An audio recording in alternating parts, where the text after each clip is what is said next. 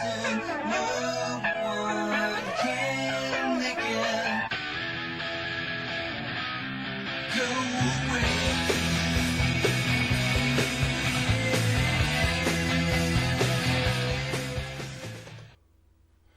right.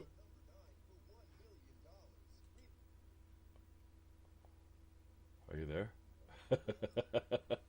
Welcome everybody to another edition of Miss Bomey's Zone. What do you guys look? Oh, okay. First thing you want to do is put the key in the ignition. Okay, that's a big plus. Make sure you put the key in the ignition and turn it.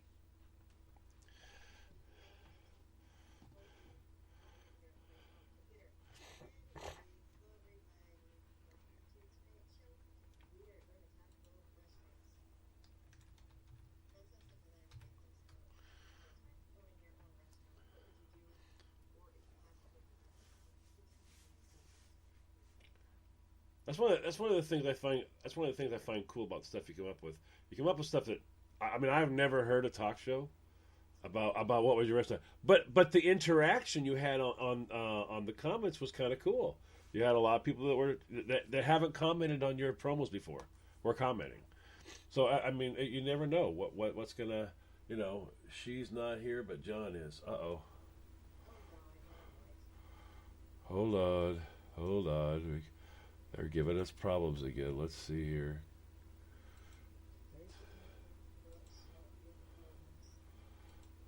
Let's see if they're okay. Well, we haven't said much anyway, so I'll try it again. Say something so we can see if they. You can't hear me now? No sound. How about now? What's going on?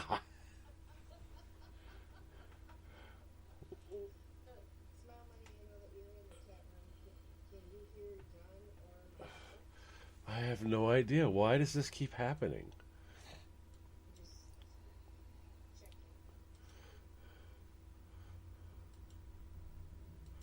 Who can hear? Or Can you hear me now? which one of us can you hear? Can you hear me now? Can you hear me now? No. I just don't understand this. Okay, How that's about crazy. now? How about now? Do you hear me now? There. Yeah. Okay. Wow. What in the world was that all about? It's like they go. No. Now. Here's the thing, though. See, now I Jim says this never happens to you. Jim says Yeah, this never happens. right. No, every time Christine's on, everything's perfect. The world is just wonderful. Yeah. No. I got you Okay. Now, Eric just said that he can hear us both because he both. just Okay. popped down there really quick just to verify that. So yeah, welcome everybody. Tonight we're gonna talk about the subject of restaurants. Those places where you go to eat. I know that everybody goes to restaurants at least once. So I know somebody who doesn't know. I know someone who doesn't have a favorite restaurant. well, yeah, I don't have a favorite restaurant, but that kind of got me thinking. Well, if I don't have a favorite restaurant, if I had a restaurant, what would that restaurant entail? What would it? I'm just curious. What? Let me ask you this then, because it's so hard to get a favorite out of you. I mean, wow. I mean, favorite thing to do to Eric? Smack him. Okay, I got that part. What's your favorite genre of cooking? Well, it's the Italian. Because that's what my grandma and my mom, that's basically what they taught me to cook. So that's my favorite. It's not that I can't do any other kind or I wouldn't try any other kind. I mean, if somebody said, it makes something that's a Spanish dish or an Asian dish or an Indian dish, I'd be like, okay, I'll try. That would Scared to try. that would crack me up. Christine does Asian. She makes marinara and meatballs and puts it over rice. Oh yeah, I could just see that. Serves it with what the hell? serves it with garlic wontons. There, that's Chinese. It's as close as it's gonna get. So you would have now two different types of Italian now. Now there's a lot of arguments that go back and forth with this. So I'm gonna piss some people off here, okay? But it's okay. It's okay because there's certain things that people don't know about. All right, like it's like spaghetti and meatballs. People go, if I say spaghetti and meatballs, tell me what that is. They'll go, it's an Italian dish. The answer is that's as far from Italian as you are sitting right now from Italy. It is not even. It's a New York dish. It was done in New York by Italian Americans, but it's an American dish. It has nothing to do. You can't order that in Italy. They just look at you like you're an idiot. And a lot of times, spaghetti in Italy isn't served with a red sauce either. Nope. And it's made fresh by hand. Right. They'll serve it with oils and herbs and things like that. Unless you have the bolognese. I believe it's called the bolognese. Right? That's the meat sauce. Yes. The bolognese. But people, I cracks me up so a lot. So, are you thinking more of an American Italian, or are you thinking of an authentic? You want to learn those like Tuscany, you know? I had Canadian Italian and American Italian. No, Canadians do stuff a little different. Okay. I am totally confused. Threw you a curveball. What is a Canadian Italian? Hey, I got my Roman toucan, eh? It's the great white goat.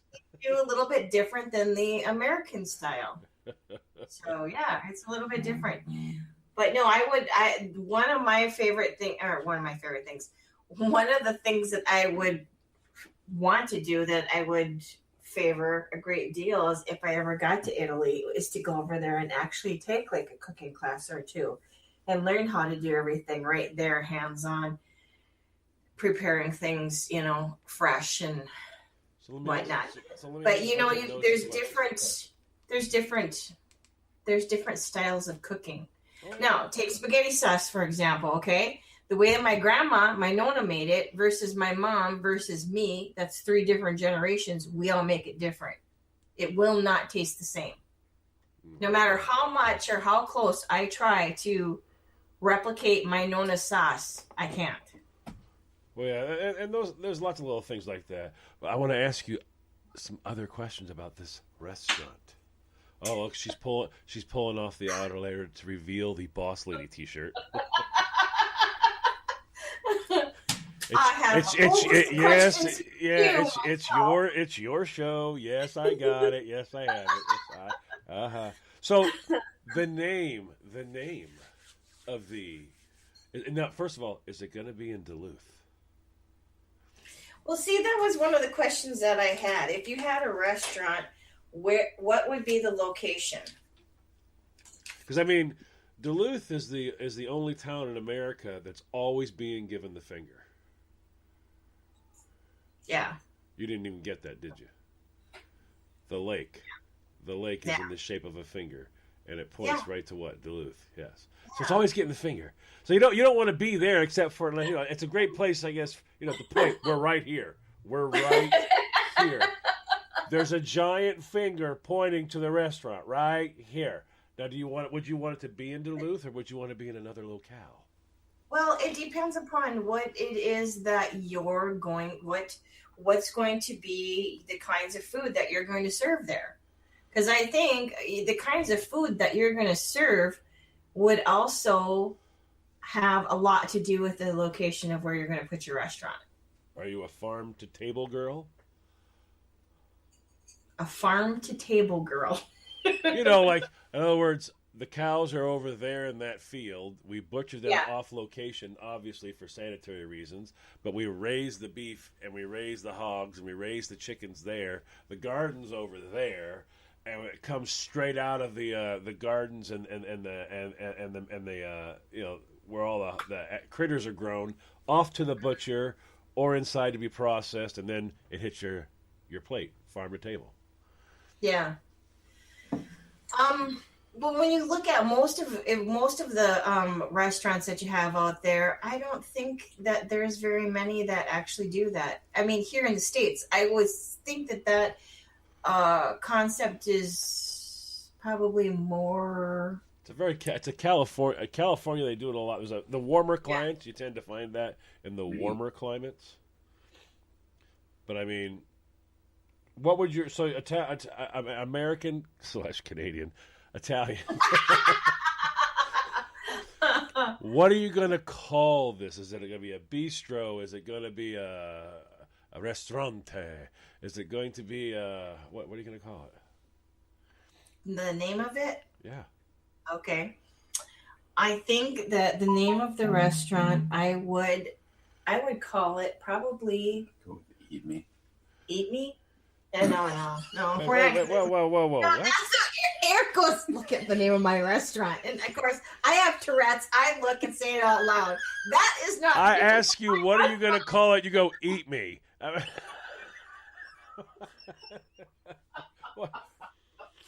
mean, No. Let's clarify something. That was a squirrel moment that went. My word. We have to be past. Yeah, you got to make sure the squirrel doesn't run in front of my car while I'm talking. What are you gonna call this thing? Eat Me. But Smile Money, I don't think we have any really Somalia places. That type of cuisine you find probably down Namor and Minneapolis, St. Paul area, and the bigger cities down in southern. We're still tall, free. Minnesota. Well, okay. I'm not. The restaurant's not going to be what I just said because Eric. So you're not going to call it. So you're not going to call it Eat Me. That's good. No. Can you imagine if you did have? Hey, where are you going tonight? I'm going to Eat Me. People would be so confused. Let me grab my jacket. What's your favorite restaurant? Eat Me. Oh no, screw you, asshole. No, don't tell to me. No, that's the name of the restaurant. Eat Me. Yeah, no, stop being an asshole. That's as bad as having a restaurant called Bite Me. Smile Money also said, "Great, I want to smell manure when I'm eating." Well, you take that all into account and make sure that you're not, the cows aren't outside the window, Smile. It's not butted up to the hayfield, okay? They're away. Yeah. So would you like it to be in Minnesota? Would you like it to be 4 seasons but a little warmer, like an Arkansas type or Missouri type thing, or? I don't really know. I haven't thought really, long and hard about if I did have a restaurant where the location really would be. I don't know. We don't have a lot of what I consider good, like Italian American restaurants in our neck of the woods. So let's go back to your other question I asked you. What are you going to call it? Well, I think if I had a restaurant, I'd call it Mama G's. Mama G's. Mama G's, the letter G. No, I got that. Rhymes with B. Okay. Well, because it might sound like it came out Mama B instead of Mama G. No, Mama. Now, why Mama G's? G is the letter for my grandmother's last name, and we used to pick on my mom. She never liked to be called Mama, so I just thought the two. I don't know. What does she like to be called?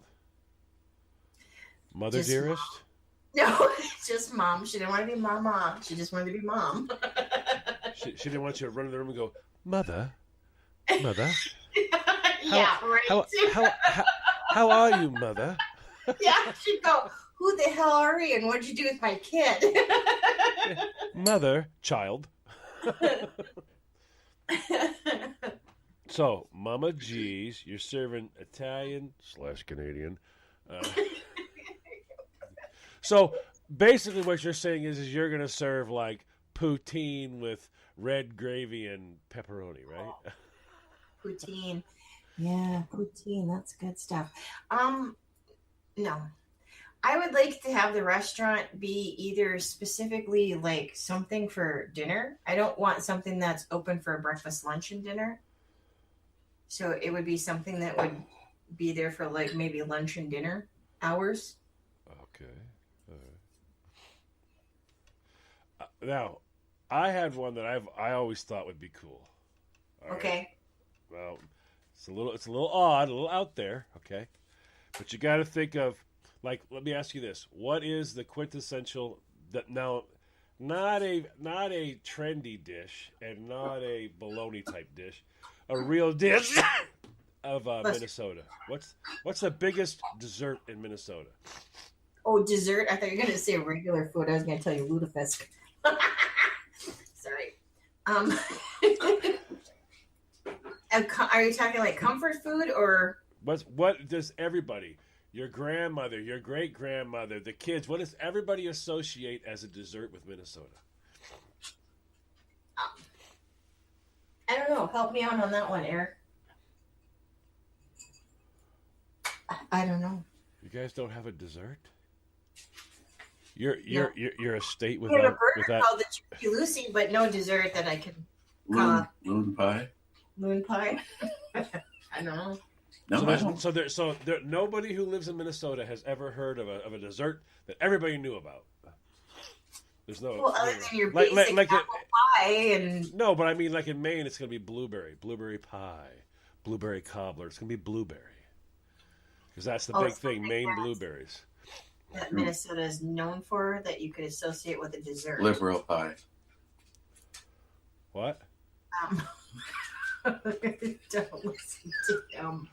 You're being naughty. Liberal. That's What is wrong with Minnesota? You have no good restaurants. There's no such thing as dessert there. And the first thing came to mind was lutefisk. The hell's wrong with this place? It's the land of 10,000 Scandinavians. I don't really know what we're. All right. Well, what dish? Oh. What dish is Minnesota? What dish is the quintessential? It's Minnesota. When you hear this dish, everybody from Minnesota who walked into a restaurant and saw that dish on the menu would go, "That's back home. That's home." The Juicy Lucy burger. Okay, so what I would do is my restaurant's like this. I would take the quintessential either a dish or a dessert from every state. All right. So you're either gonna have a dish like the Juicy Lucy, or you'll have a dessert. So Minnesota would be the Juicy Lucy, but I would want to have at least one thing from each state. Okay, either it's a dessert or a dish, and it would be called America. And no matter where you're from, if you came to this restaurant, you'd be able to get something that reminded you of home, something that was what you were used to having from home. I guess Eric looked it up and we're blueberry muffins. Blueberry muffins. Maine is wild blueberry pie. Yep. That's right. Got this blueberry thing going on. What the hell? Yep. For us, yep, that wild Maine blueberries that's your dessert right there. But I mean, either a dessert or a dish. So let's say Juicy Lucy. So if you came to my restaurant and you sat down and you were from Minnesota, you would find that there was something on the menu that you loved. All right. That there's that. Yeah, that's home. That's home right there. Yeah. So if somebody from Maine came in and went, "Oh boy, yeah, this all looks good, but I want some. I don't know. Oh, look, they got wild Maine blueberry pie. I know I'm having that. There's a slice of home. You know what I mean? Or there's a burger from home. Or in each state, either has a dessert or a dish that's represented on the menu. Mm-hmm. So you only have 50 dishes. And no matter where you're from, you'd have something. Pecan pie from Arkansas. Pierogies, stuffed cabbage, and stuffed peppers, says Smile Money. Paco says booze cakes from Minnesota. Oh, walleye. Well, yeah, fish. Walleye. That would be, and of course, lutefisk. I'm just saying. Yeah, no lutefisk. And Swedish meatballs. Oh, there you go. Swedish meatballs and blueberry muffins. See, there's a good one right there. And what are you going to have for drinks? Well, are you going to include drinks from each state? Well, I think I would have soda, And I would have certain types of regional drinks. Okay. That is something we are known for. What's that? I mean, we'll put stuff on us. The Minnesota State Fair is they'll put anything on a stick. If you can put it on a damn stick, it's served at the Minnesota State Fair. Yep. So you hide whenever the fair's in town. You hide your cat. Hide your cats. So quickly, just go into the chat room. Let's give a couple shout outs here. We've got Clyde Hill in there, Smile Money, Poco Loco, and Matt Davis, and Eric, that guy. Makes me say rotten, nasty things. Squirrel. So that's what we have in there so far. So thanks for joining us. So what's going to be the name of your restaurant then? Are you going to just call it America? America? Yep. Okay. That would be. I would call it America. And like I said, I would try to get it to where there's like 25 dishes and 25 desserts. So you had something from each state. Okay. You know what I mean? But that way, no matter what, if you swung by into this place, you'd be able to get a bit of home, no matter what. But you got to learn how to make it. Okay, so that was going to be my next question. Yeah, you're going to have to be in the kitchen learning how to make it and serving up the dishes. You have to. Would you hire a chef? Well, no, you'd have to have somebody who was like you before you started this. You'd have to go to the States. You'd have no choice, or have somebody that's from there teach you how to make that dish correctly, though. So you're going to have to get probably some special ingredients, but that way you can decide if it's too difficult to make a main dish and the dessert would be better, then do a dessert from there. Because you're not going to be able to always be able to get like in the middle of winter. I need lutefisk. It's not going to happen. You're not. It's just not going to work. That's kind of an experiment, isn't it? I don't know. I can't tell you anything about that now. So you would go around, you would do the research, and then you'd open up the restaurant and you'd do all the cooking. Well, I'd have a chef. You'd have to. Okay. You're going to have to, yeah. But don't you think that chef would have some knowledge about things like that? Chefs have lots and lots and lots and lots and lots of knowledge. You can get a chef who studied in Italy and then go, now, do it Canadian style. Yeah, and then he'll look at me like I had a third eyeball on my forehead. And you have a master chef who can make it very, very yummy. It's very, very yummy. But that's not what my mom made in Canada. Okay, so here's my thing, too, going back to the question with the chefs.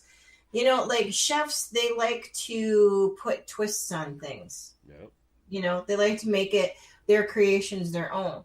So if you had a chef that's at your restaurant, now that you've decided what's going to be on your menu for your dishes and desserts, are you going to tell him that he's got to make it like it would have to be? You wouldn't have exactly how it is, or are you going to give him some way to put that little twist on it? Well, yeah, but see, the minute you put a twist on something like that, people aren't going to remember that from home.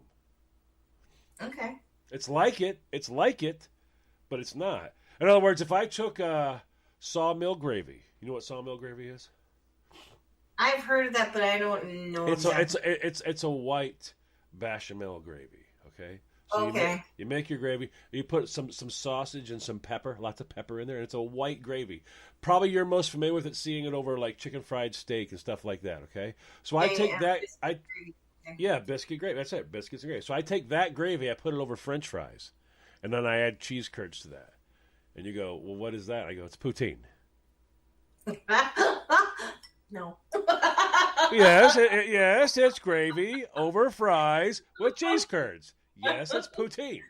And you're going to go, that isn't poutine, I know. That's the problem. That's the problem you don't want to have. You don't want someone going, hey, you know what? Let's add a southern flair to it. And you go, okay. The Great White North is nowhere near the South. So stop pretending that you have an idea. Get rid of the idea and do it the way my mom did it. That's the dish. So you want to keep it authentic as possible is what you're saying. Yeah, okay. You'd have to, because that way when someone sits down, you want them to have that, oh my God, that's just like my mom made. You don't want anybody going, hey, I like the whole white gravy thing, but I really enjoy the brown, though. I like that. Okay, so now you've got your chef. You got your restaurant. You got the name of your restaurant. Yep. where would you put your restaurant? I'm probably going to center it in America. I'm probably going to put it more towards the middle, probably like Arkansas, where I'll have 4 seasons, Right. but I don't have like horrific winters. You know what I mean? Yeah. In other words, it starts getting chilly in November. Right about December, it's cold. Yeah. And right about the end of February, we're done. We're coming out of it now. So you still have winter, but you don't have like me and you, where you go, all right, it's September, praying for no freeze. Yeah. Well, look, it's October. Hey, happy Halloween and our first day of snow. Right. And then, finally you're like, happy Mother's Day. You want me to plow the driveway today? That's what I'll do for you. There you go. Yeah. That crap that you and I are used to, I wouldn't want that. No, I don't want that in a restaurant. No. So, my other question then is, so you got the location, you've got the name of your restaurant, you know what kind of food that you're going to serve, you're going to hire a chef. Yep. So now let's talk about what it would look like. What kind of decor would you have your restaurant? I like... If that's going to be my theme, what I would want to have is I would want to have areas of the restaurant dedicated also to the states. So in other words, take all my walls and my tables, and each thing is like a zone. Okay, like each table. Like it's a state, so you'd have like. No, it would be like a zone, like at the top of one table. All right, you can do these tables that are like 2 inches thick. But they're just rimmed. They're hollow. And then inside that hollow, it's like a picture frame almost. All right? Oh, okay. Yeah, it's like a picture box. Right. I want to put in a state in that table. So you do each of the tables, and whatever states are left, they're on the walls. Okay? Or maybe along the counter, or like, you can break up the bar counter or whatever into like 4 or 5 states. Just break it up.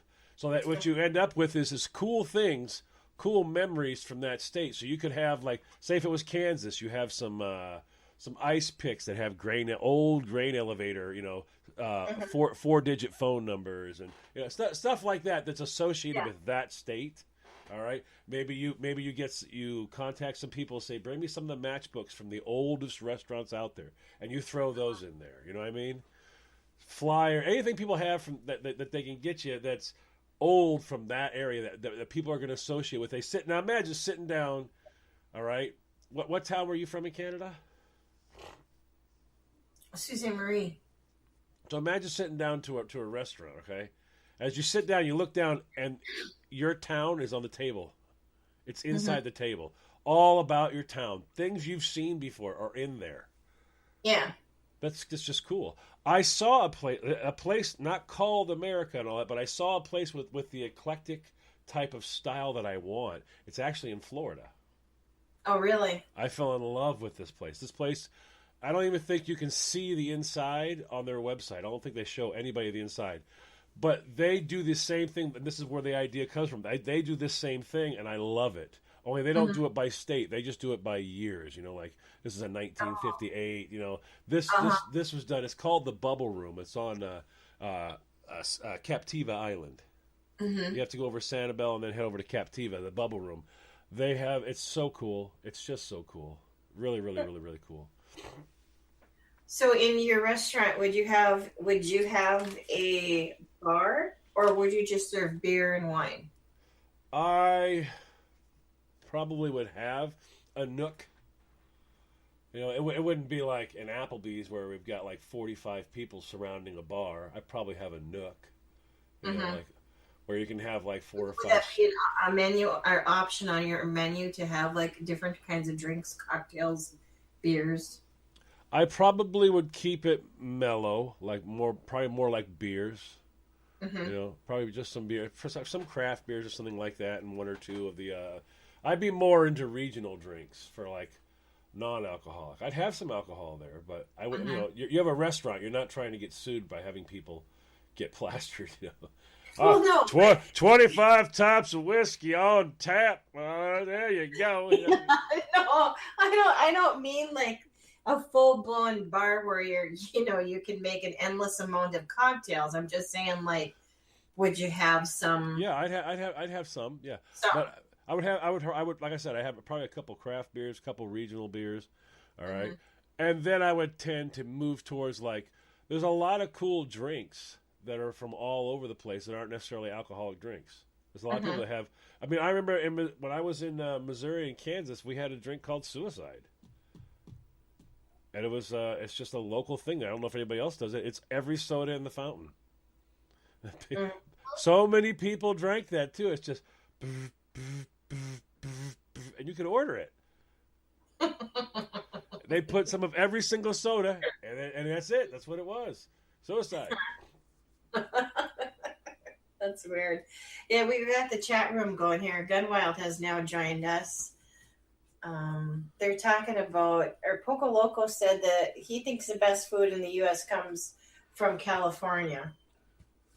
Well, everybody's gonna. I mean, here. See, now it depends on you. I've lived in California. All right, yeah. I've been in Seaside and Carmel. Okay, I was at Fort Ord. That's where I was stationed. So default, there. I've lived in Kansas, Missouri, Florida. I've been in the Midwest. I've been all around. Okay, I've been in a lot of states where I was at for a little while. And I mean, to me, there's always really good food. I mean, really, really good food in every single state. Like Florida, I had a different Latin American experience than I had in California. Now, California was a place where you could just walk up to a truck. Well, they weren't even really trucks then. They were just little holes in the wall. Now, we're talking way back, guys, like 1980, so it's been a long time ago. But little tiny hole in the walls that you could get, I mean, the most amazing tacos, the most amazing everything. But this was all like, she's from Mexico, and now she's just making dinner. But there's a whole lot. But it's like, when you get to a place like that where it's like, there's an old gal, serving food right out that window, and all she's really doing is making dinner for the family, but it's like a family of 400. So yeah, you're really getting the same stuff she's going to serve for dinner tonight. All right, so you're getting a real authentic food. Now in Florida, it was totally different. It was there was some more influences to it. All right, you had a Cubano influence to it. You had different influences. Still, it's it's a Hispanic food, but it's got different influences to it. Yeah. And I had some good Haitian food. I mean, it depends on what you want. You know what I mean? I've been in Louisiana. I've been in Mississippi, and that's some of that food there is totally different. Trust me. Trust me. Yeah. There are people that have a belief system that if it walks, flies, or crawls, I'm eating. Edible. Yeah. But they believe in not wasting any of it. No. None of it. I know. They eat it all. I know. And there's a lot of parts I'm like, yeah, I'm good. Yeah, no. Nope. Like, oh, you gotta have the tongue. No, I ain't tasting nothing. It's tasting me back. That ain't happening. That is not gonna happen. I'm not eating that tongue. Okay. Or when someone pops out an eyeball and goes, "Oh, here, try this. Oh, it's the best," and you're like, I won't be able to eat it because it can see me coming. I mean, I whatever I eat never sees me. But now you're talking here, eat the eyeball. No. Now we're talking about moonshine, making moonshine. The chat room just really goes all around on your show. It does. 1 minute is food. Now we're talking about moonshine. I mean, I love the chat room because they just get right into it and they're like, "Go." Yep, we're off to the races. You and I are in the background in the headphones, and they're engaged. They're going. They're having the conversation. Yeah, I love it.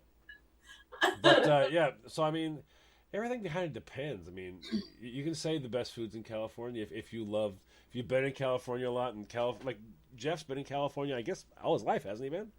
I think so. So I mean, so probably most of the best food is going to be for him from California. He may have traveled places, but I have the best this there. Me, burger wise, I've always wanted to try Juicy Lucy. I've heard a lot about it, and they say you really got to get it there in Minnesota. But like the best burgers I've had were in California. Mm-hmm. All right, some of the best Spanish food I've had, or Latino food, or Mexican, however you want to say it, has been in California, but also in Florida. Also Mm-hmm. in Florida, and I had some really good food, some really good Hispanic food in Texas as well. Mm-hmm. Texas is a melting pot too. That is, I really enjoyed when I went down there that like the Tex-Mex, the combination of, Yep. of Now the funny thing is that's I something had I've never tasted before, and I my really, my favorite Tex-Mex came from California. We went to some really, place. I told you my old boss George Zimmer, the guy from the radio, from the television. You're gonna like the way you look. I guarantee it. Men's Warehouse. That's my old boss. So we used to go on these every year. We'd go on these excursions. You know what I mean? He takes all the managers from the whole company. oh And yeah, that's right. You were saying something yeah, about we all head down to Chaminade Spa and Resort in California for a mandatory vacation. This is a not on your vacation dime. This is his.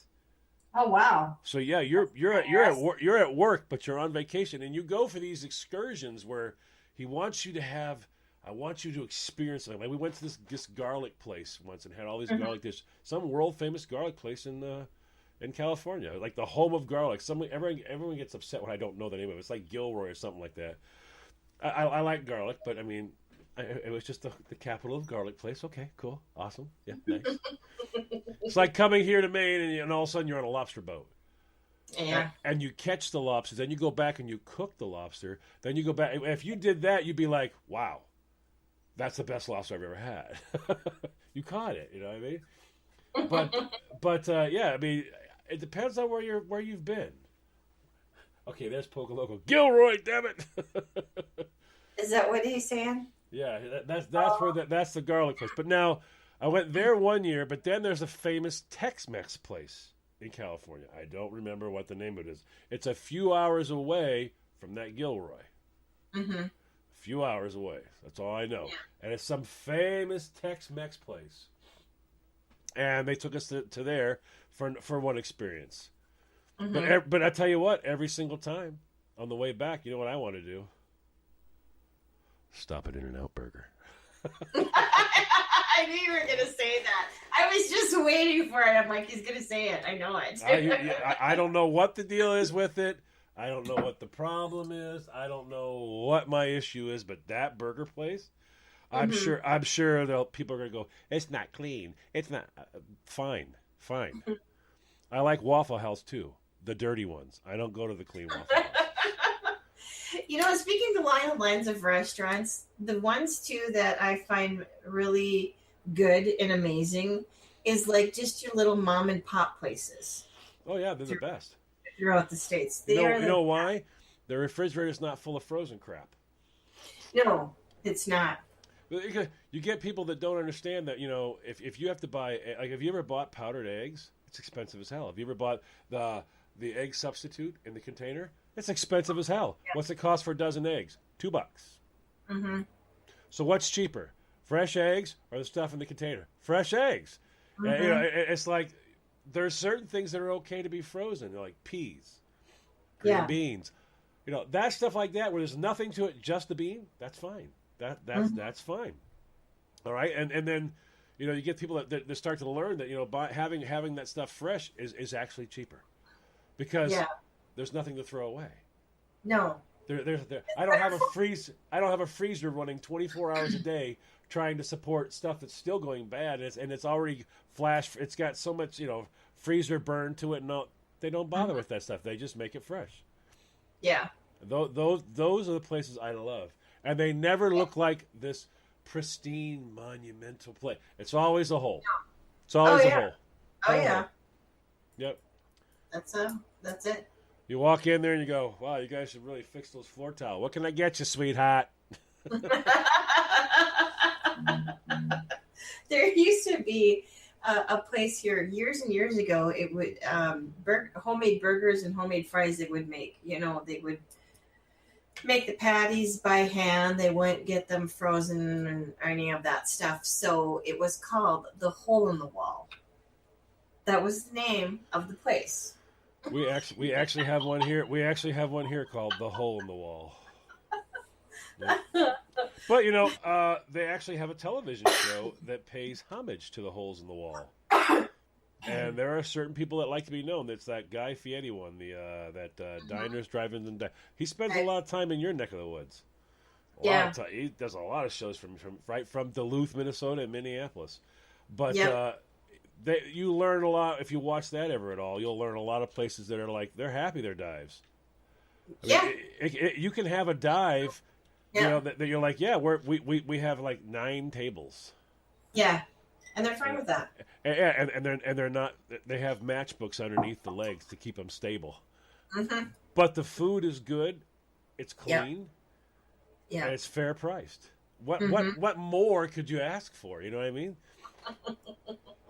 Except for I would have to buy them another table, so there'd be 10 tables. And all the chairs divisible by 2.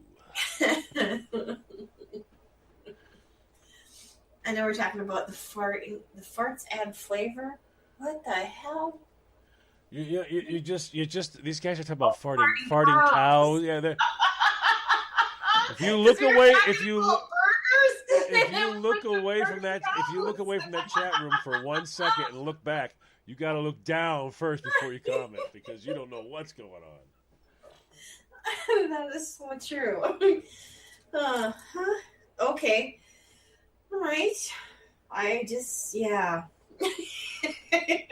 I got no comment. They're interacting. Good Lord, I can't believe how much interaction you're getting on this show right now.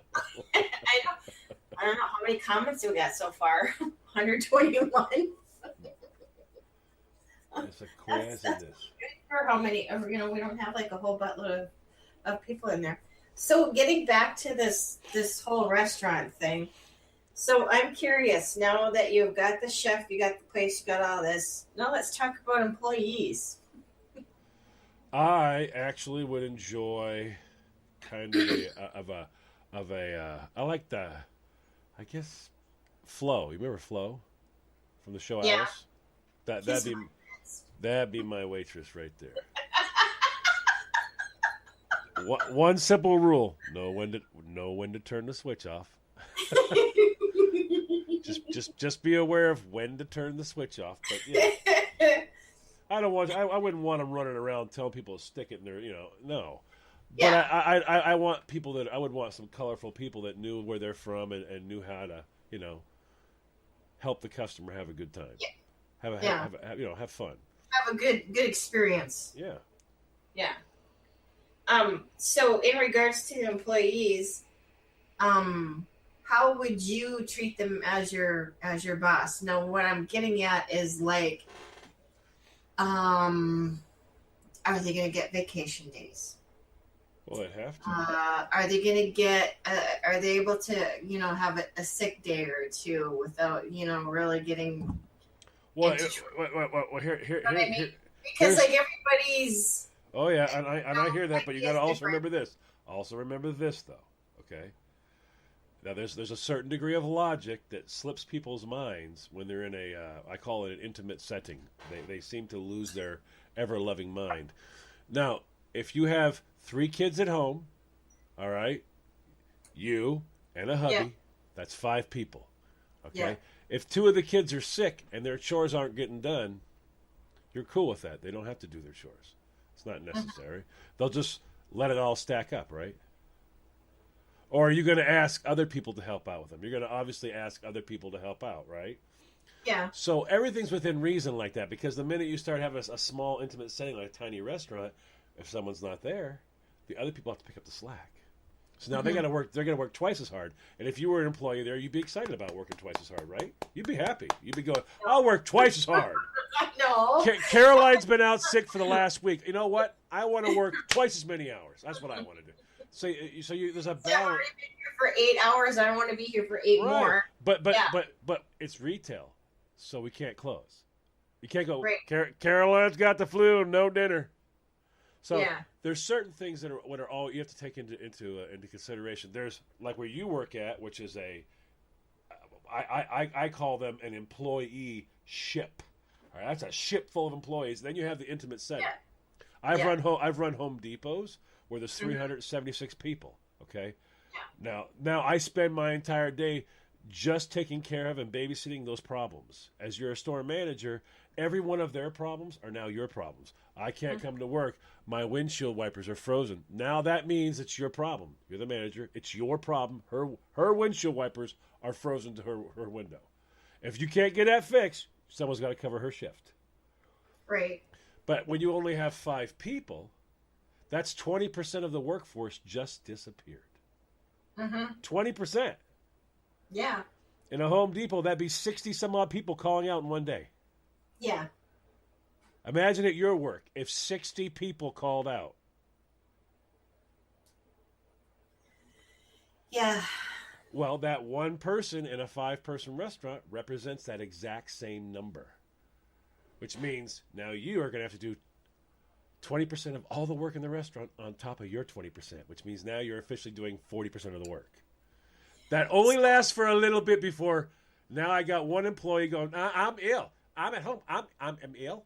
And the other one going, I'm working twice as hard. I'm not getting anything extra. Now I'm pissed. Now I got 2 employees pissed. And you'll be the one at work going, can you believe I got to do this shit? Can you believe this? Making me work twice as hard? Huh? So now, would you be the owner and manager? And what I mean by that for the roles, would you just be the owner and hire a manager to do those, or would you want to be the person on the front lines in control of everything? Remember, the buck always stops with the owner. That's the lawsuit right there, the owner. So if I'm going to have somebody else in charge of placing me in positions where I could be vulnerable, it's not going to happen. It'll be me. So I mean, I would be the one who would doing the hiring. It's only 5 people. It's not like it's a really great big gigantic task to manage 5 people. You just have to know how to manage the 5 people and realize that managing a Home Depot and managing 5 people are totally different. Nothing at all, even remotely alike. They're not anything. Is that how many employees that you would like to have? In a 10-table restaurant, one waitress or waiter can do the whole place. Oh, is that how small you're going to make it? Yeah, that's another question. I wouldn't want a giant. I wouldn't want anything giant. I'd want to have something that was turnable. In other words, I believe in prior planning. Okay, so I would want to be able to have it be turnable. In other words, it can be handled by a couple people.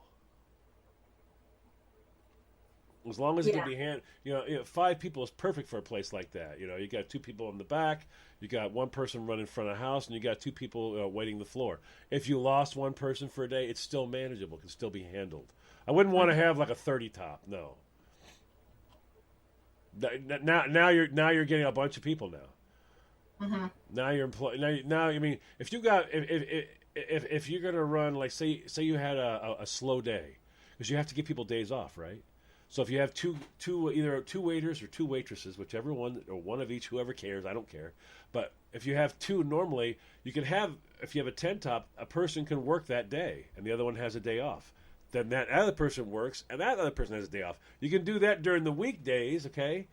And then everyone's got their days off in, and they're able to still make money, because 10 top turned over twice, you're going to make some money there, okay? And then the weekends, they're raking it in. You'll be fine.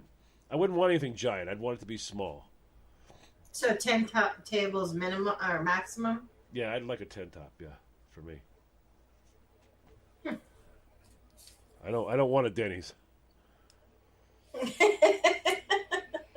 Well, no, I wouldn't want something that huge either. If I can walk in the middle of the floor and go, who had the burger with extra cheese? And they go, right over here. There you go. If I have to go, where was the burger? Section 5, table 9. Forget it. Okay, so my next question is how much technology would influence your business? Technology? Yes. Well, because that's the greatest, that's an interesting question. That's actually devices that they specifically have for a restaurant. But I mean, for me, I would probably stay old school, because number one, I got 10 tables, and I'm sure we can pretty much ring it up, right? So okay. I'd probably be old school. I mean, I'm probably that guy who would have a cash register. What an old cash register. Are you gonna allow credit cards? Come on. Well, of course, but you can still have the old cash register. It's not that hard. I mean, good Lord, you can have that little tiny cube. You can do credit cards with that little tiny cube. You don't have to have a gigantic thing, but I mean, it looks cool to have that old register. That'd be cool. little marble flat on it there in the front. Yeah, I like that. Well, if I'm gonna go for all that eclectic stuff with all the different places and all the different tables that have each of that stuff, you know what? Why wouldn't you have that register? Why in the middle of that? Why in the middle of that would you have 5 iPads? Well, I'm not saying that you got to go that hardcore. I was just asking, like, how much technology, would you put into it? So now you got this place and you got the staff and you got this all figured out. So now, what would be your hours? Would you be open for breakfast, lunch, dinner, or all, one or all three? How would you work it? I believe for me, it would be, I want everybody to be able to, I wanted to have a shift. So for me, it would be lunch, dinner. That way, no matter what, you can handle it. And you weren't here at because if you do breakfast, in a restaurant. Oh yeah. If you do breakfast and you open up at 7, what time do you get to work? You got to be there early because there's prepping and. Oh yeah, if you're opening at 7, you're going to be there at 4 in the morning. Oh yeah, at least. And if you're serving dinner, all right, you're going to do what's your dinner cutoff going to be? Is it going to be 8? Mm-hmm. Is it going to be 9? If cutoff's going to be 9, you have 2 to 3 hours after cutoff. Mm-hmm. That means you got to have staff in your place from 12 at night. You're only going to not have staff for 4 hours a day, which means you're paying staff 20 hours a day. That's 2 full shifts and a partial. Yeah. So that's a lot. See, for me, it just seems like, if I'm going to open up at 11 or 12 and have lunch and then dinner, all right, you can come in at 9:30 in the morning, start your prep work, all right? We can go right straight through, have your lunch, then you can have your dinner, and while you're serving lunch, you're prepping out for your dinner. Yep. I mean, no matter what, you're going to be serving fresh, so you don't have to have a whole ton of, prep. But you've got, mise en place to have done and stuff like that you got to do. And you've got some dishes that, if you want to serve roast or something like that, you're going to have to cook the roast, obviously. Yep. So you're going to have stuff like that. Would you have specials? Would you have daily specials in your restaurant? Well, I have 50 dishes, 25 desserts and 25 dishes. So that would be it. Nothing more. My God. What restaurants do you go to that have 25 dishes and 25 desserts? I'm just asking to make sure. She's like, well, is there going to be a blue plate special? I mean, come on. I'm just asking. Well, I'm not saying that. Welcome to America, home of the 50 dishes, something from everybody's state. Would you like to hear our specials? Today we're having a special of Holocaust from Minnesota. It's served atop a Juicy Lucy with a great big old blueberry muffin on the side. Okay, what I'm asking is, on that menu of all these 50 dishes, would you choose 1 or 2 of those to be a daily special? Instead of the dish being $7.99, the special is going to be $5.99. Oh, you mean yeah, okay. You can do stuff like that, yeah, but I didn't mean like senior citizens or blue plate special here, okay? I mean, I'm thinking, well, thanks for coming in at 9:45 in the morning for dinner. It's our early bird. I mean, yeah, no, I want to have the macaroni and cheese. I want the half a order, please. Half a order. Just the ice water, and I don't want any ice. That was all my questions. You guys I blew right through them. You guys serve vegan? Yeah, we have a vegan hamburger. It's a bun. It's a potato bun. They don't want to do that. Nope. Yeah, I wouldn't. I'm not going to be that place that's going to cater to everybody. It's just not going to happen. You can't. You leave that for the big places. Let them cater for everybody. Oh, I'll have your blah blah blah salad, but please don't put no blah on there and minus this. And can I substitute this for that? Yeah, and you serve coffee. People, yeah. I serve coffee. There is no such thing as flavored coffee. And people, let's talk about that for a second. There's no such thing as flavored coffee. Okay, Juan Valdez does not have vanilla beans growing in his coffee. Okay, there's no such thing as flavored coffee. I know, but there is just coffee. But there is flavored creamer. No. You put that in your coffee? No. Bring your own Bring your own flavoring. I would serve cream, or half and half, and coffee. Ta-da! Wow. Well, can you imagine? How you doing? Yeah, I want to have the Minnesota Lutefisk, and I want the blueberry muffin and a half calf, decaf, double decaf, everything for the shot of mocha there, please. You're like, what the hell was that? Well, then I'm talking about freaking creamer. Like French vanilla, hazelnut. No. Because then you got when I go to the store, it's like, yeah, cream right there, done. It's cream. Oh my God. It's cream. I mean, are there people in the world that go, excuse me, I want to get some coffee. Can I get a hazelnut cream? I just have cream. What? So you don't have hazelnut? I'm leaving. I'm leaving. You would get up and leave. You would get up and leave because I don't have hazelnut. But I do. When we go to breakfast at the restaurant, on Saturday mornings, they bring us cream, French vanilla, and hazelnut. Because one day I asked, I said, do you have any flavored cream? And she says, yes, we do. We have French vanilla and hazelnut. I said, oh, that would be nice. Can I try some? She said, sure. So she brought it over. It was no big deal. You would come into my restaurant and you go, you have any flavored cream? Hold on. I would take my finger, stick it in my mouth, and then I would jam it in your cream and go, that's John flavored. Try a little of that, sweetheart. You can't do that. You can't do that. You would have so many problems. Can't do that. I would serve coffee and cream. You're boring. You are boring. I have 25 main dishes, 25 desserts. No matter where you're from, they serve coffee and cream. Yeah, regular cream, flavored cream. No. Yeah. Some places, wherever you're from, there's somewhere where they serve coffee and cream. That's it. I would be nice and have sugar and sweet and low. I'd be nice. I'd throw the sweet and low out there for you. There you go.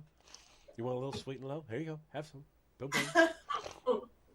Flavored. This is cow flavored. The coffee is coffee flavored. The cream is cow flavored. So, Clyde said that John's restaurants would be home of the squirts.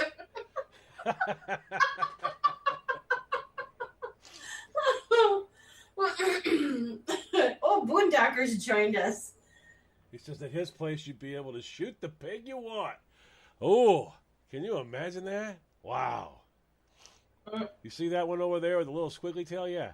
Hack off a chunk of that one. I'll take it. Oh, okay. See him running around with only half a side of ribs. I don't know about that. He's on special. There's your blue plate special right there. Yeah, he's getting real weak here, folks. Can someone else buy the rest of him? And here's your blue plate special. Pick the pig you want. Yeah, no, I mean, yeah, I would be. I don't know.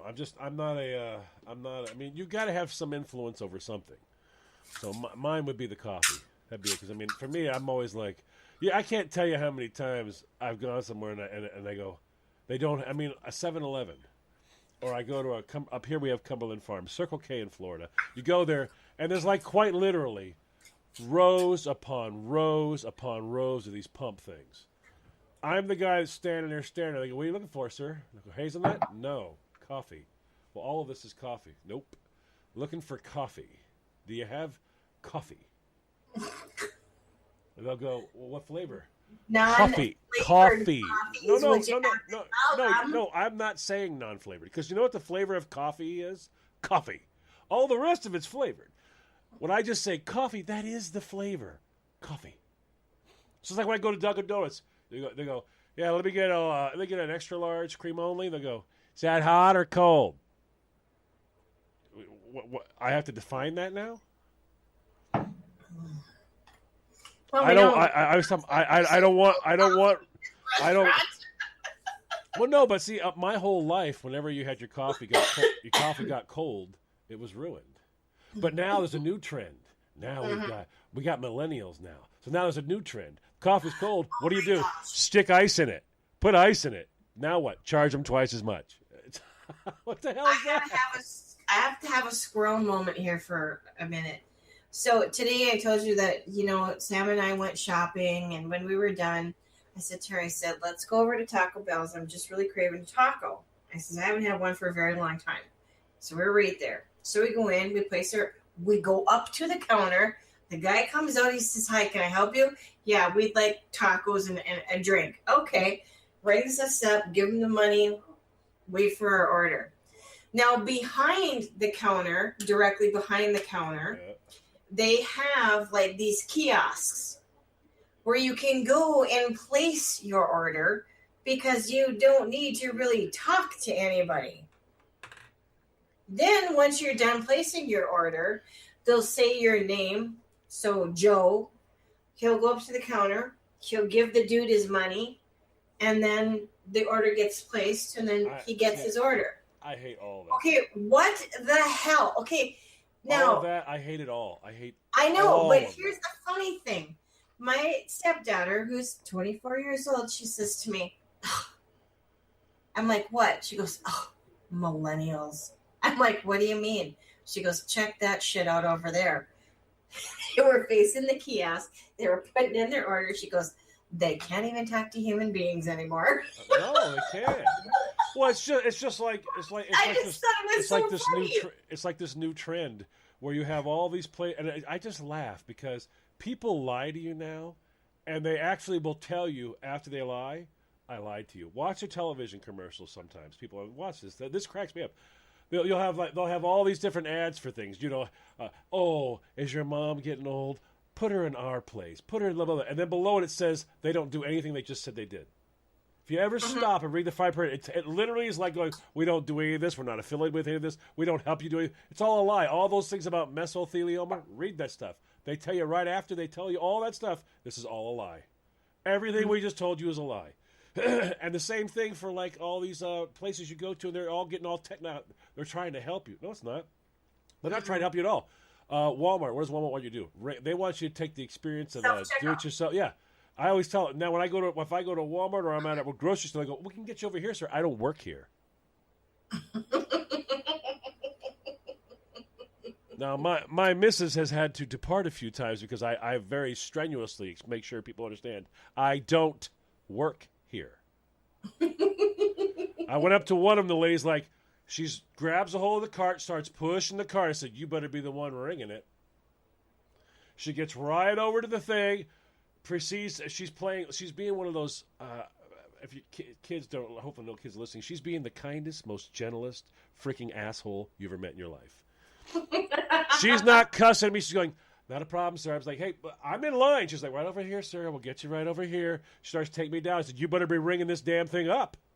She gets me pushes it right into the self-service area, slides it right over to the edge of the register. She goes, no, just pick it up and slide it across.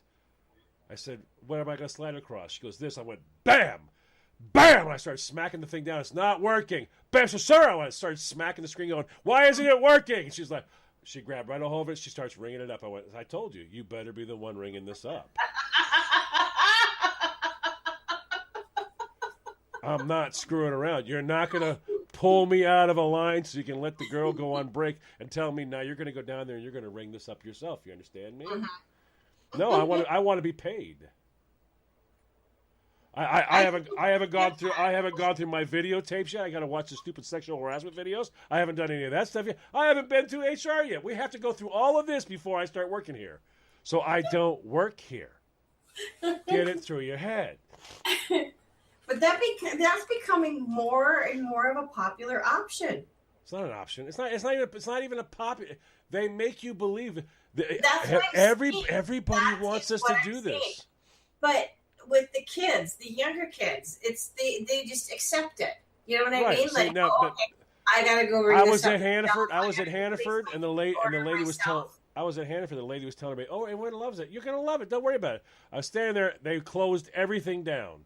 Now I only had 4 items, so I'm looking at this old guy who's looking at this thing, trying to figure it out. I say, "Here's what I do. What? I ring it 10 times, as fast as you can. 1, 2, 3, 4. Once you ring it 10 times, he goes, "Yeah, but I'm not pay. You won't pay for it. Trust me. Now put the 1 in the bag." And as soon as you ring it up 10 times, you put the 1 in the bag. The lights all go off. I said, now we just start yelling, ma'am, it's not working, ma'am. They're done. They're done immediately. They're done. When I'm in that place, someone's going to ring me up. I'll shut them all. I'll shut them all down. I don't care. I'm not more doing acceptable by the younger kids nowadays because that's that's what they do. And I just thought it was kind of funny to see 2 kiosks there, and they're placing their order. McDonald's in New York is doing it now.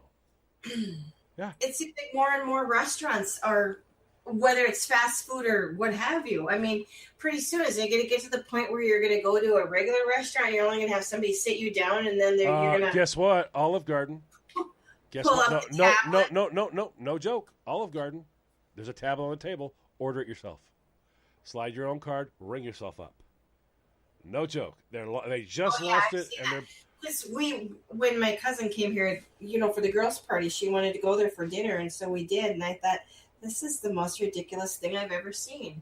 I mean, I'm not when I'm talking about tablet, I'm talking about tablet that they've got all the menu items on there, and you just select it. And once you press send, your order goes to the kitchen. The one that's what the Olive Garden one is. That's what that is.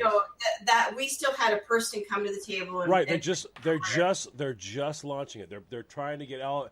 A lot of your associates are not on board with trying to get that done because they feel like it's taken away from their tips because they're forcing the associates to get the customers to integrate into it. That's what they're doing. They're making the associates tell the customers about it. They want the associates to do it. So they're trying to. You don't need a wait staff. That's right. Now you're taking away jobs. Yeah. And I'm that guy. I'm that guy that gets the manager over there and throws the freaking tablet and goes, "You'll have no idea what that thing just said to me. That thing has the filthiest mouth. It was just cussing at me. Now you take my order." I will not deal with that. If I go to a restaurant, I'm going to get waited on. If I go to the grocery store, I'll pick my own groceries, of course, absolutely. But they even do that now. Now they're trying to get that done, where they don't want to have to maintain the inside of places so much. Now what they want to do is Walmart's doing it now. Don't come inside. Don't. Why not? Well, Don't come inside. Go online, order it there. Give me the money there. Sit in the parking lot. Don't come in here. I mean it. Don't come in here. I'll bring it out to your car.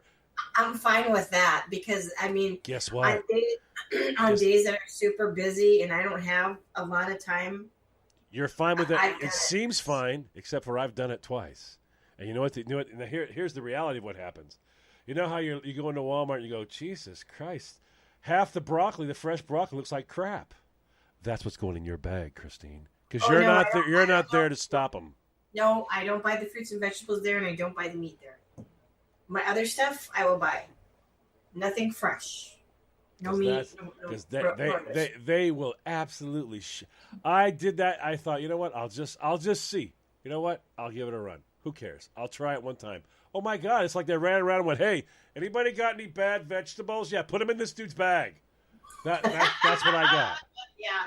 No, I will still go into the store and pick my own vegetables. I'm sorry. I don't need help there. But the rest of the stuff is fine. Yeah, Amazon will actually if you live in a big enough town. Now Duluth is big enough. Minneapolis, I know Minneapolis has it because I know some people in Minneapolis who use it, where you can actually go onto Amazon. Okay, Christine, order your food, and within an hour or two, your groceries are at your front door. Oh. Yeah, and didn't I hear that Amazon's launching or has been launching what are they? Drones or something to drop shipment? What is that? I don't know, but I'll tell you what, they don't want to do that because there's a bunch of crazy ass like me that'll be like, all right, I'm going to order chips and salsa and get a free drone. Okay. I don't necessarily mean Come for to groceries. Papa. Come to Papa. I'll be wearing I'll be having an emoji mask on, and I'll be like, give it to me. Come on, give it. I don't mean necessarily for groceries, but aren't they doing that for other items that can get delivered? I heard stories about they wanted to do some stuff like that, but that's about as unsecure as unsecure could possibly be. I know. Yeah. There's too many variables. I'd be the guy who jumped out of your neighbor's. I'd be the guy who jumped out of your neighbor's bushes and just grabbed the drone. Yeah. Pull out the SIM card. Take out the battery. There you go. I got a drone. Oh my gosh, Gunwild says Domino's Pizzas have driverless cars that deliver pizzas. Well, where he lives, they have that kind of nonsense stuff. They have. That's freaky. Dottie, okay, listen. So I don't. Okay. Do you listen? So how, Gunwild, if you are listening, can you elaborate a little bit more on that? Okay, so you order the pizza, you have a driverless car that comes and delivers the pizza. How does the pizza get to your front door? What does the car just... It pulls up to your front door. Okay, but what if you don't have a driveway and it's a walkway? It pulls up to your walkway, and I assume it blows the horn, and you go out. Yeah, I assume you had to have already paid for it. I'm assuming that's a given. Yeah. That's gonna be great in Compton, huh? Give me all your money, son of a bitch! It's a freaking. It's a robot car. Still trying to probably steal the car. Do something with that. I'm sure you can't just get in. It's not a regular car. I'm sure. It's not like there's a front seat with nobody in it. Well, you never know. People do crazy things. I'm just saying. What are you doing tonight? Nothing. Hey, how about we order a pizza and see if we can jack the delivery screen? I can't even talk. We're gonna jack the pizza Uber. Come on, we're gonna jack the pizza Uber.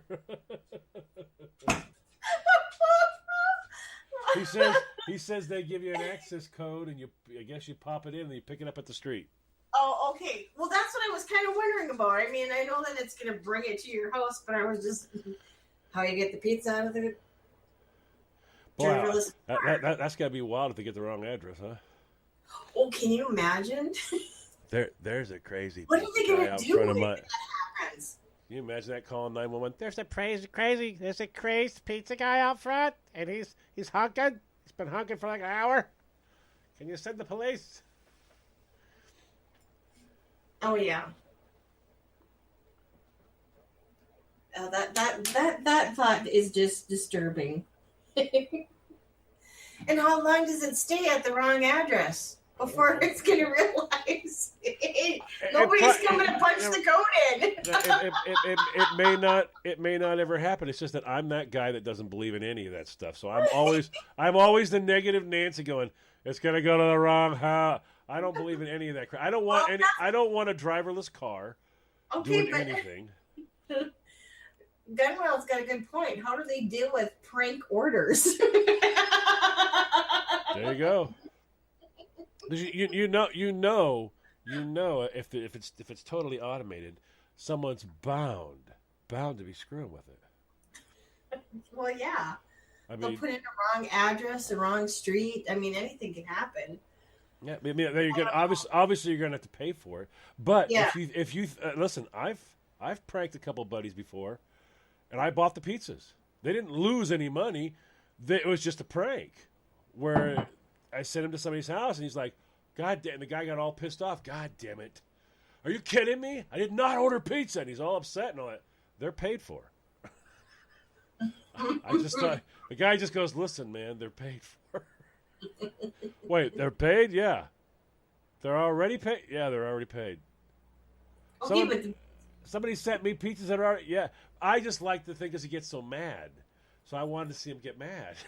You just do that to people. You do It was, hey, no, nobody lost a dime. Nobody lost a penny. I pre-tipped the guy. The driver was already tipped, and I paid for the pizza. You like to push buttons. Oh, I'm a button pusher, girl. Yes, I'm saying. Coffee with cream. Yes, French vanilla. Thank you. I don't even know what that. The only so you want ice cream in your coffee? French vanilla for me is ice cream. And pays with credit card only, no cash involved. It's have to. Okay. It's hard to rob if there isn't any cash. Yeah. Yeah.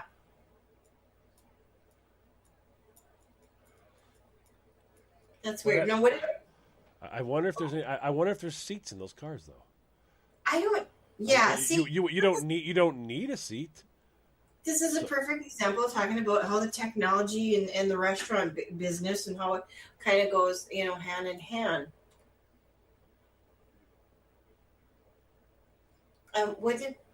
Poco Loco's in here. Paco's with us this evening. You gotta learn how to spell cream.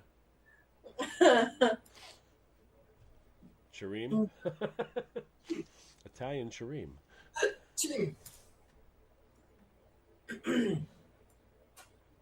Yeah, they're now we got them talking about all that. Well, I mean, it's just I don't know. I mean, this all stemmed from you asking me, how much technology would I have in it, and I'm not a big fan of the technology. What is going on in your living room? Why is that light flashing? I'm making it flash. Why? Close your eyes. When you look at that, it looks like my house is haunted in the background because all you see is this reflection of the flash. All I can see is an uneven light. He's not even flashing it in the correct. Why are you reflashing the light? It's happening electronically. It'll stop very quickly. What in the hell? I don't know what they're doing. It's happening electronically. Obviously, the only way a light can flash is electronically. There, it stopped. You turn it off. I didn't notice that. I kind of was like looking over my shoulder going, what the heck? And I'm staring right at it going, flash, flash. Like, what the hell's going on in your living room? Uh-huh. No lay down radio. Yes, Gun Wild. That's a great flavor. Folgers coffee. Yep, that works fine for me.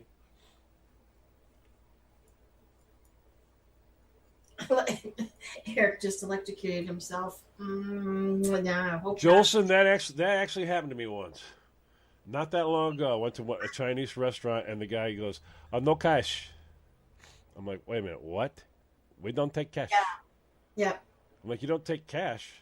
No, it seems like lots of or I shouldn't say lots, but more are grabbing toward that to be using either a debit card or a credit card, no cash. I see. Those are the things that, and I mean, it sounds terrible. Those are the things that piss me off. When people are so casual that they're going to force you to do something now. They're going to force you. Like you go, they don't have any signs up or nothing that says no cash. The guy just said no cash. I mean, I don't even know what the hell do you do in that situation. What do you do? The guy's like, no. So I have to pay 20% interest because you don't take cash in the United States of America. You don't take cash. I'm not going to put this on a credit card. He goes, we have to do a credit card. I said, well, you can keep it then. No, you got to. No. I'm here. I'm holding my cash, my two $20 bills in my hand right here. But I'm not paying 20% interest because you decided that I'm not going to. How people do that? I mean, they just kind of go with the flow and they don't question it. I mean, look at more places are doing that. More places are getting away from the cash, getting away from checks, and then you just have to use your debit or credit card. And then you've got, these kiosks that they put in these various places. There's nothing. It's so acceptable. Nobody questions it. There's nothing there's nothing in a restaurant like that. There's nothing they can do about it. I mean, there's nothing anybody can do about it. Because if you go into a restaurant and you ordered food, all right, and you ate, and they go, "Oh, I'm sorry, we don't take cash." You can have. I'm the guy that would call the manager over and go, "How much was the bill?" And he said it was $64. I'm the guy that would lay $70 down on the table and go, "There's $70. You don't like it? Call a fucking cop." Because there's no way a cop's going to go, let me get this right. He paid you in cash and you want him arrested? I'd walk right the hell out. See, and Gunwild makes a good point. It's kind of running joke in Cali. We asked, do you accept cash? I would not go anywhere that did not accept cash.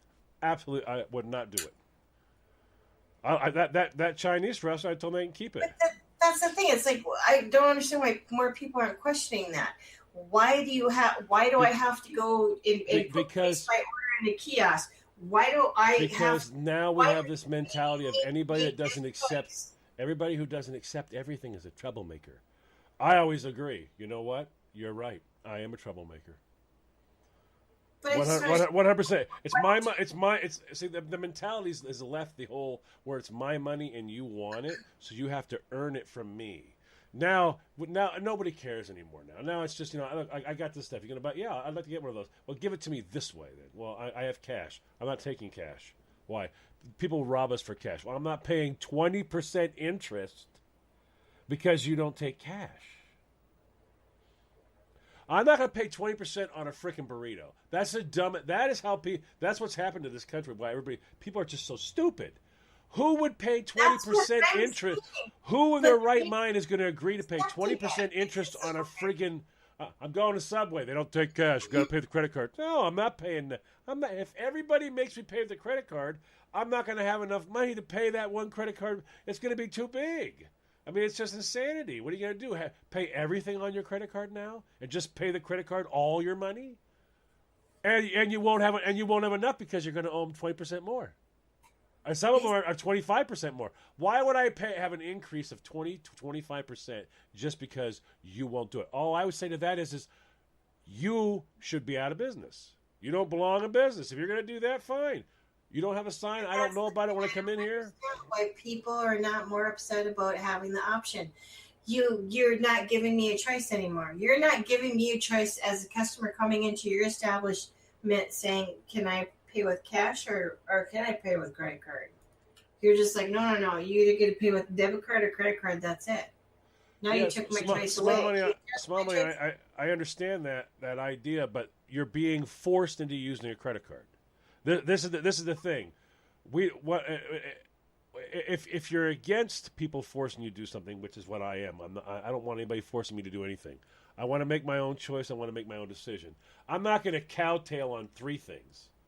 I'll let them force me to use a credit card. Okay, I'll let them do that. No, I don't want a credit card. Well, I have 2 cards right now. They're both debits. One's my business account. One's my account. That's it. I don't even have credit cards. Period. All right. I don't want it, and I don't want to. This is how you lose your identity. This is how you get your money stolen when you're constantly sliding your card. There's no way anybody can turn around in my cash and go, I got the numbers off your cash. I'm in the bank account. No, it doesn't work. All right. I don't like having my credit card slid everywhere. I don't want to have my debit card slid everywhere. I don't want to, because that's how it gets out there. That's how they get it. Mm-hmm. If you're in favor of cowtailing on a few things, then you know what? Then they've got you there. There you have it. I mean, I'm not ringing my own register. I'm not doing it. I won't shop in your establishment. When it comes to that point, I'll pay the little bit extra and go to the mom and pop place down the street. Yeah.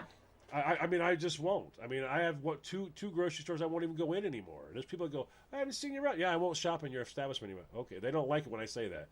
Because you guys aren't customer service. You're about do it yourself and then get out. Yeah. And I don't shop in places like that.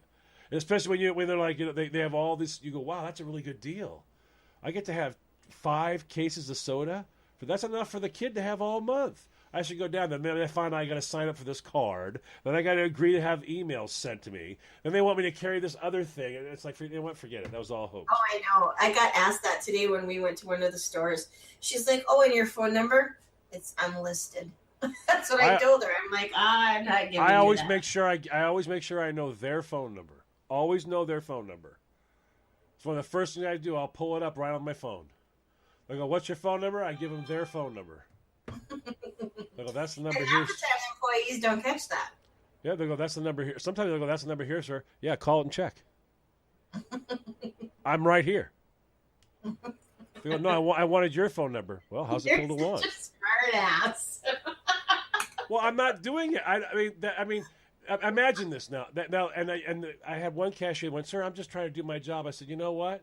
If you came to my establishment or you came to my house or whatever, and I said I'm having a garage sale, and you showed up and you wanted to buy something, I told you, give me your wallet. I want to see your driver's license. I need your driver's license. You go, I'm paying cash. I want your phone number." I said, you'd freak out. You'd lose your mind. You'd be calling me names. So what am I doing right now? I'm freaking out, and I'm about to lose my mind and start calling you names. So do you want to ring? You want to ring up the groceries, or shall I begin? I don't put up with any of that crap. I'm not joining your club. Why not just have penalties for shopping in your store? Mm-hmm. No, I'm not joining your club. No, you can't have my phone number. Or if you're a guy and she's cute, just say yours first. She says your phone number. Oh, that's sweet. Yours first. No, that was my answer. And then she went, okay. Didn't ask me anything. I just don't tolerate it. Don't ask me for my email address because I'm not giving it. Get a piece of paper out, and as they ask you one, go, yeah, what's yours? I'll call you at home and give you all my information. What's your number? I'll call you at home. Give me your number at home. I'll call you and give you all my personal information. I can't give out my number. Neither can I. Yeah, I don't put up with any of that garbage. I ain't ringing my own register. I'm not doing any of that stuff. I'm not going to have a driverless person drive me somewhere. Apparently, there's actually was it a taxi I saw? I thought it was like a taxi they had no driver.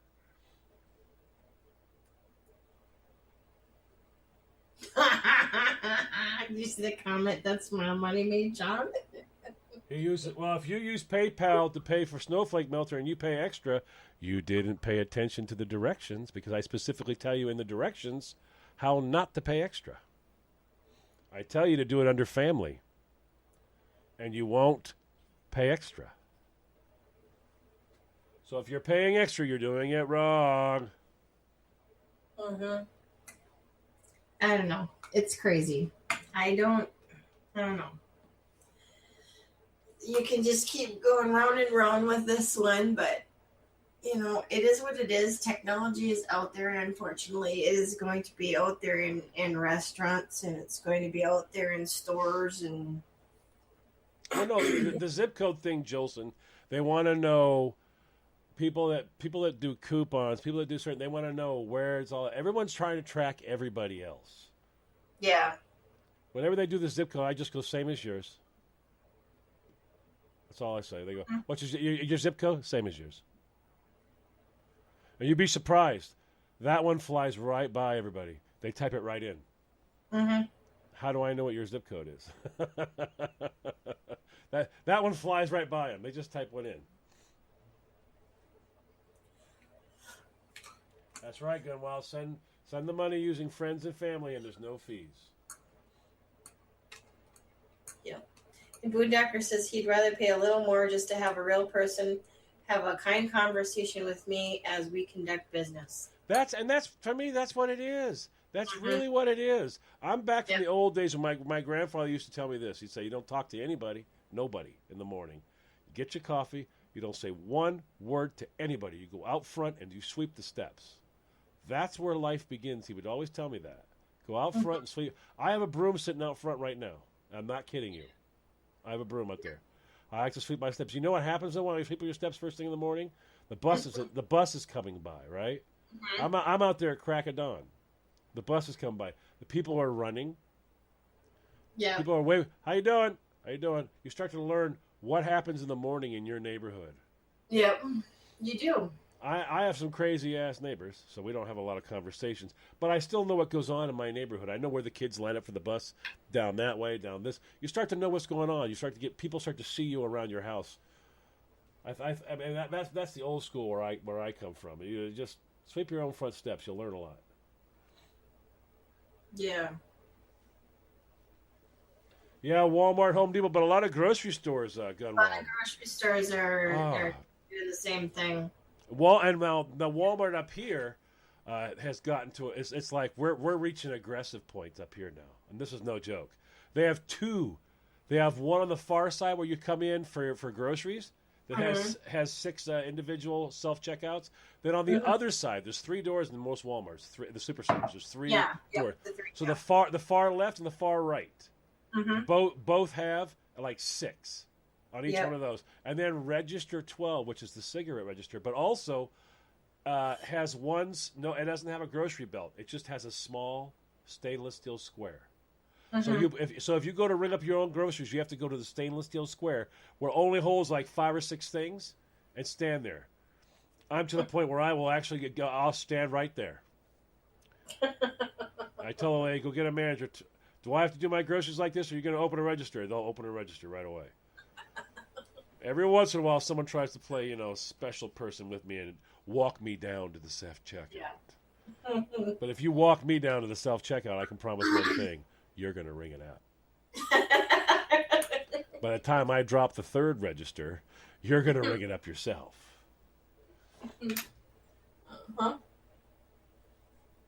They're saying that Target's got that as well, which I do believe that they do. So, yeah. Interesting. Yeah. See, we just got right off that topic. Squirrel went on another one. Well, I mean, once you say technology like that, then technology is great. Good Lord, I use a lot of technology. All my promos, I use a lot of technology, but I don't put it on people. I mean, I have guys right now that order blanks from me. All right, that will not use the website. They won't. They don't give a damn. They're not using the website. You know what they like? They love the fact that they can text me. And they go, hey, they'll text me an order for like 25 blanks.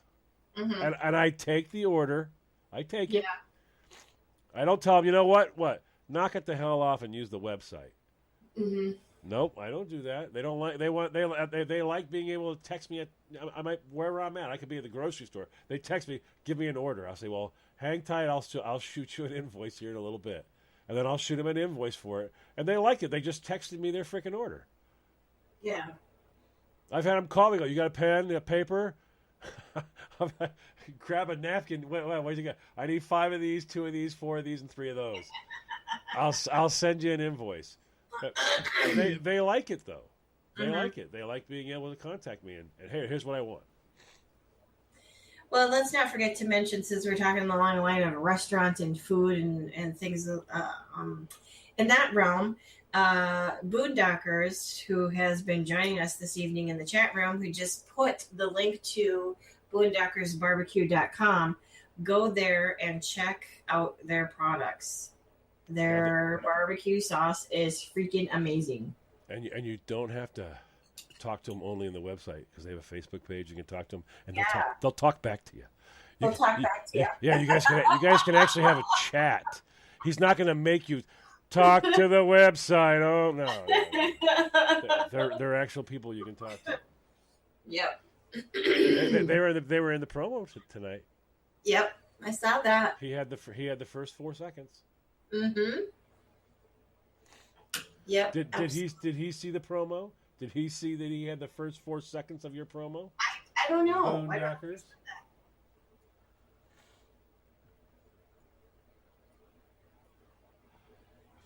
Jeff's like, put their self-checkout. Jeff, I've actually bought from him with it before the website. So, yeah. They'll figure out a way to take your money. Yes, they will. First bottle's free. And then you're going to pay.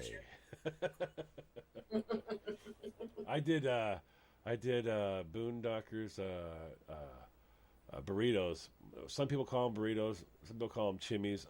To me, it's just a fry. It's just I dry fry the burrito after I make it, so it gets that brown crustiness all over it. But it was filled with burger and Boondockers and cheese. Oh my God, that was awesome. Oh wow, that was great. Your Boondockers is your crack. I'm telling you, I have got really bad. I found myself reaching for the rub as salt. I use it as almost like salt. Yeah. I'm putting it on everything. I put it on vegetables. I put it on everything.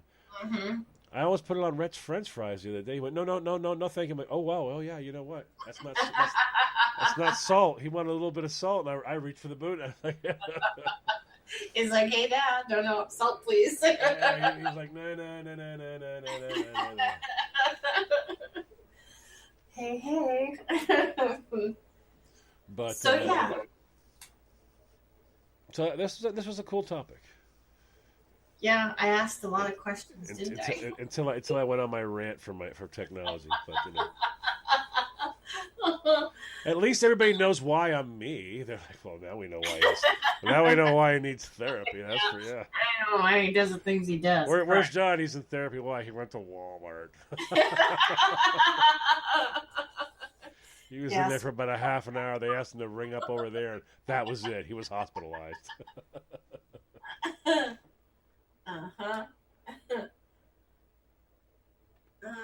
Boondocker says he uses the season on fries, fish batter, etc.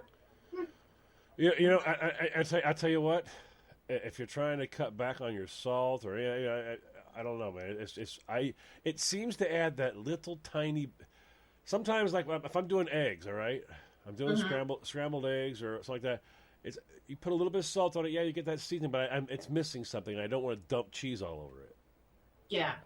All right, but I'm not going to pour half a bottle of, although I sometimes do, of Boondockers over. A little bit of rub on there is it. It takes it right over the top. It does. Right over the top.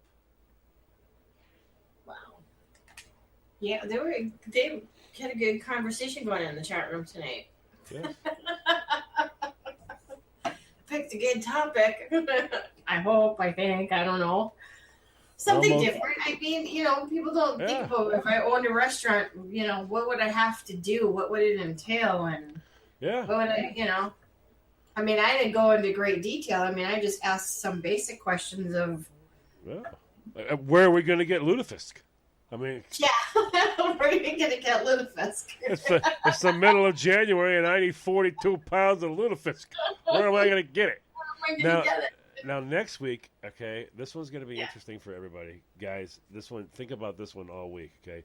24 hours to live. Now what? Yeah. That should be fun.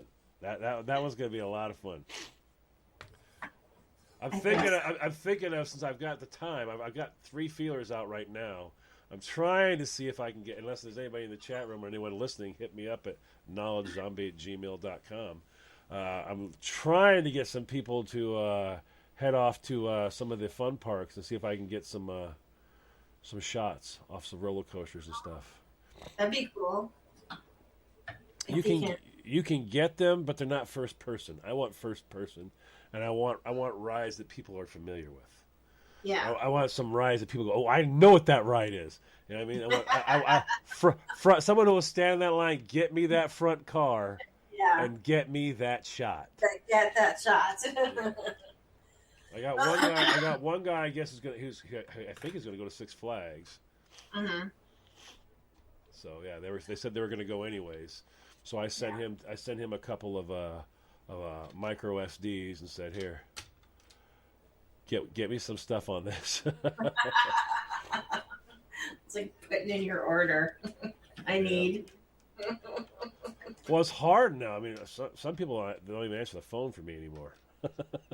They go, oh, it's him. Shit, not answering. John. God, 3 times a week, dude. I have a life. It's like, yeah, I know, but I need the shot.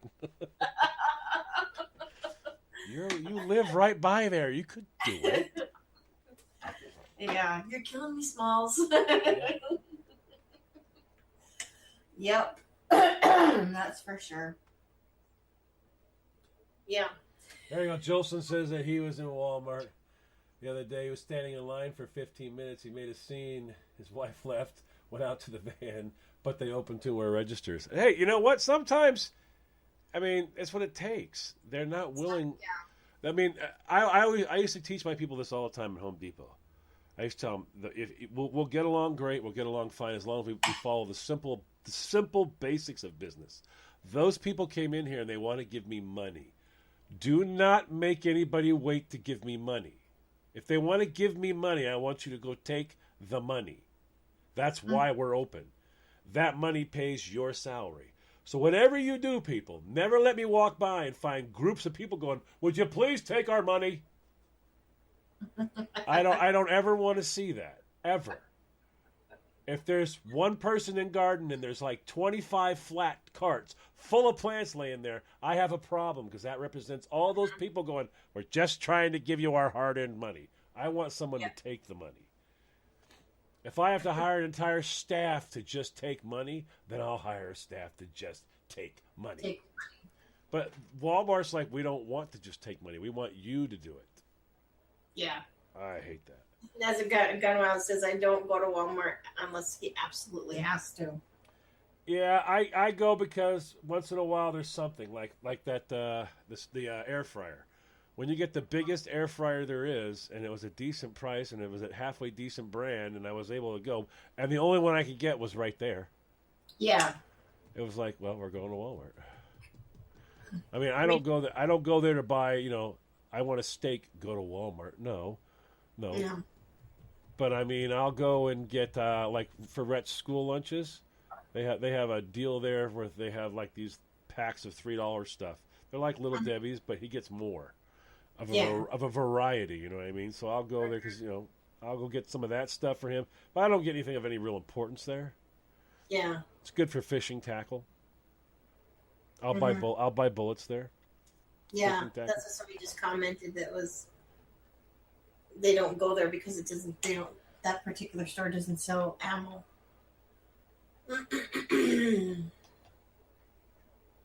Yeah. Anyways, so yeah. I don't think I have anything else on the topic. I was going to talk about something else, and now it just slipped my mind. Damn it! I hate when that happens. God, thought. Yeah, but you're a girl, so that means 9 weeks from now, we'll be in the middle of the show. You're going to go. So when I was saying that, it slipped my mind. I remember what it was finally, and then you're just going to tell me what it was, and I'll be standing there just staring at you, going, "But I'll just make sure to put a pause in there too." Yeah. I was thinking, and it came to my mind. God, that's what cracks me up when you do that. We were walking down the street. And then he came out from behind the dumpster. You're like, well, don't pause. Don't pause there.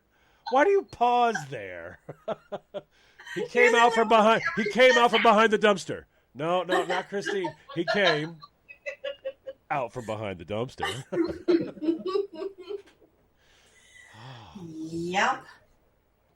And I'm really looking forward. Now I remember what I was going to say. I'm really looking forward because March 22nd, Motley Crue's The Dirt comes out on Netflix. Wendy and I will be watching that. So I'm looking very much forward to seeing this because I have read the book. So now I want to see how they're going to do the movie.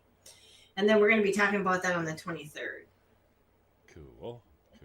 Yes, that's after next week, which is 24 hours to live. Now what? Yep. So everybody can contemplate that. And on that note, you're going to say goodbye? Oh, yeah. Thanks, everybody, for joining us tonight in the chat room that listened live and also will listen into podcast, and give a shout out to the morning/shower people. Hey. Our eyes are up here. Yep. Everybody have a good night and a good week ahead.